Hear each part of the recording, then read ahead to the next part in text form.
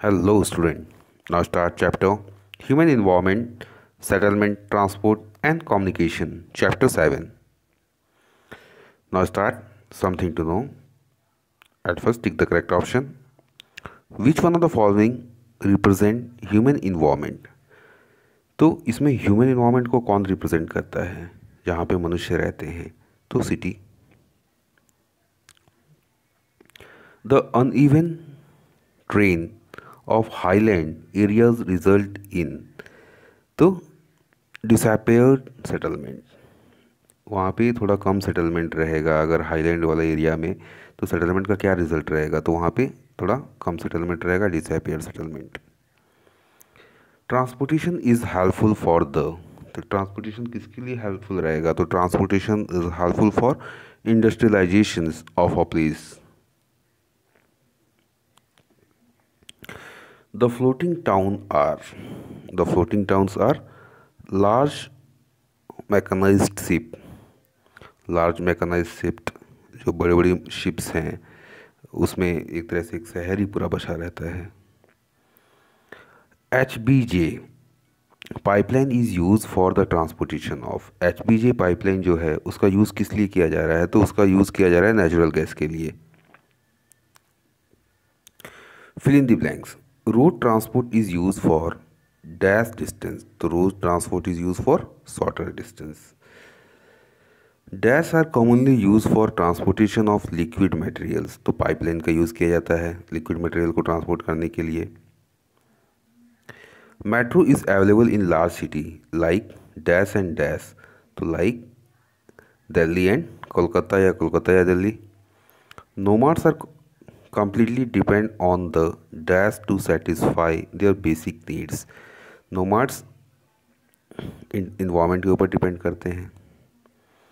Dash provide communication service even to the remote area of the country. तो satellite से हमें remote area में भी कम्युनिकेशन सर्विस मिल रही है. Then tick the correct option a, true false.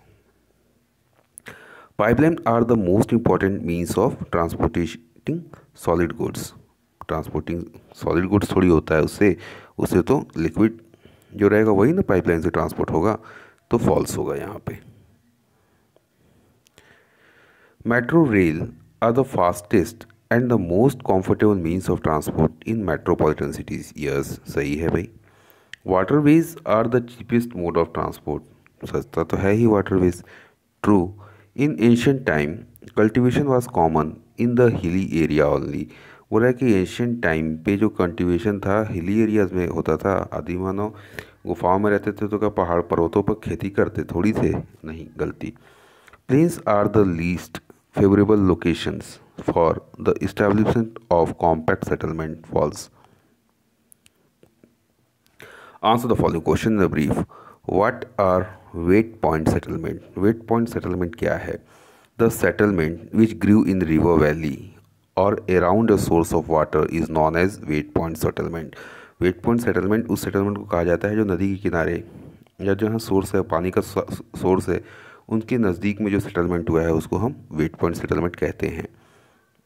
Explain the terms transportation. Name the various means of transportation.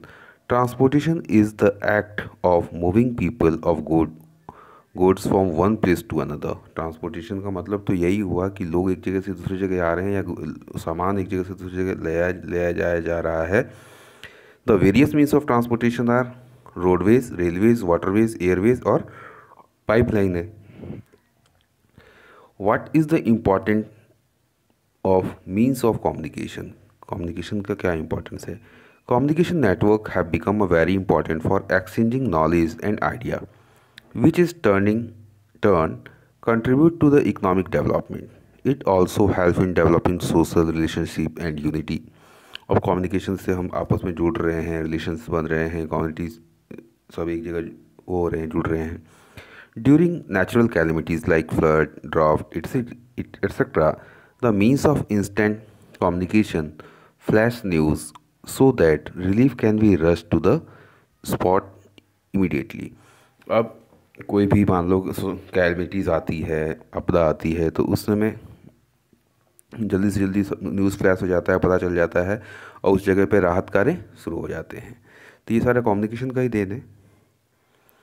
Give two advantage of electrification of railway. Railway का विद्युतीकरण हो रहा है, इलेक्ट्रिफिकेशन हो रहा है, उससे क्या एडवांटेज है?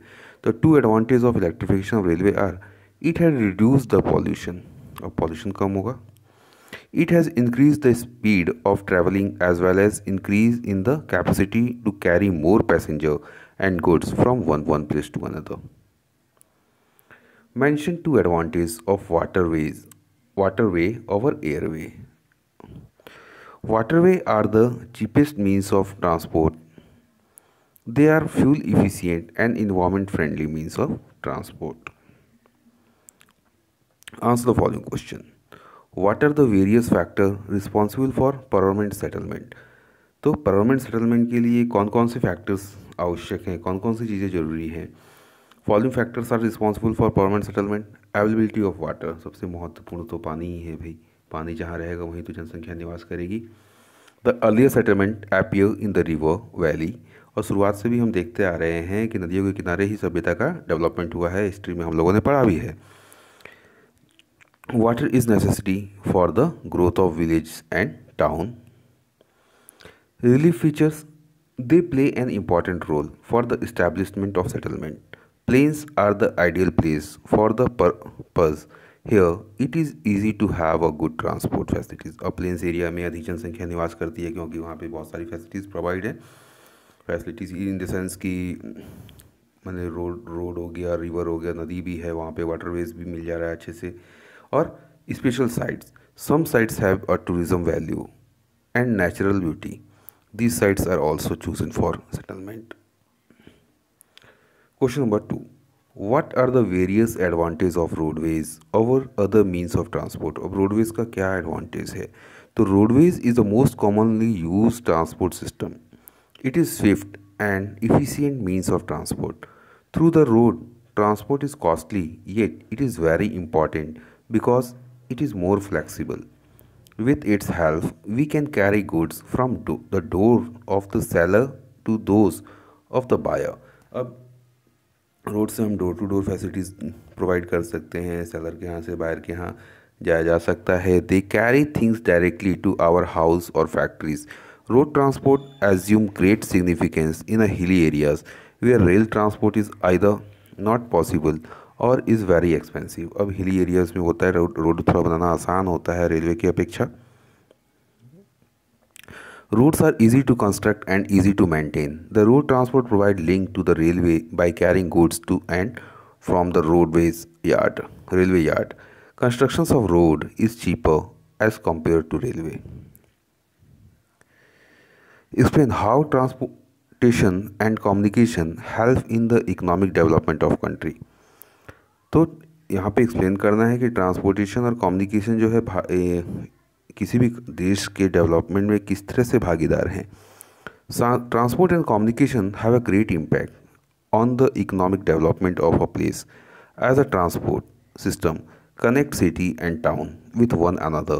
It can help the place to send their surplus productions to different market, thus help the country in its economic growth.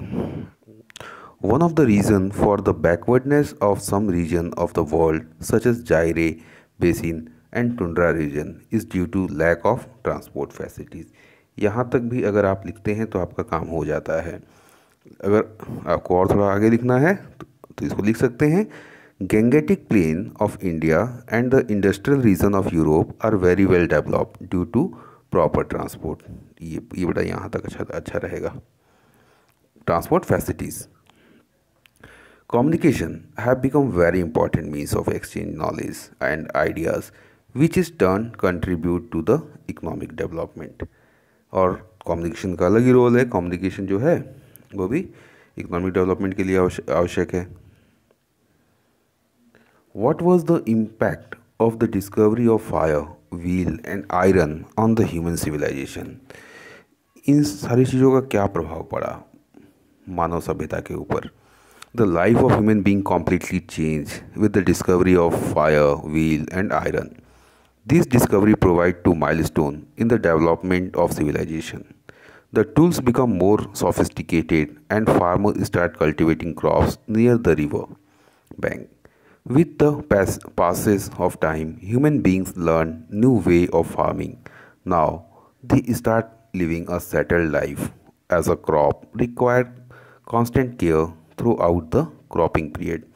अब क्या होता था, इसके चलते लोगों ने सेटल लाइफ जीना शुरू कर दिया। अब जहाँ पे फसल है वहाँ तो उनको कम से कम 4 महीने 6 महीने तो रहना पड़ेगा फसल की देख रेख करने के लिए, तो इससे सेटलमेंट का शुरुआत हो गया। They cease of to wander in search of food. अब वो एक जगह से दूसरी जगह वंडर करने छोड़ दिया फूड की तलाश में।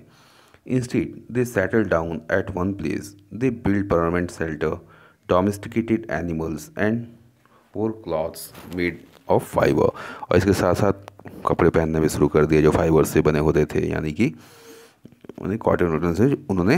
अब एक जगह जब मनुष्य सेटल होकर रहना शुरू हो गया तो उसको खाली समय बहुत मिल रहा था, तो वो नए नए आविष्कार भी करना शुरू कर दिया उसने। What is the computer technology revolutionized the process of communication? Computer has revolutionized the process of communication through email, internet, CDs, pen drive, laptop, etc. We can get any information about the entertainment entire world while sitting at home and using computer. Thanks for watching and never forget for subscribe करना मत भूलिएगा।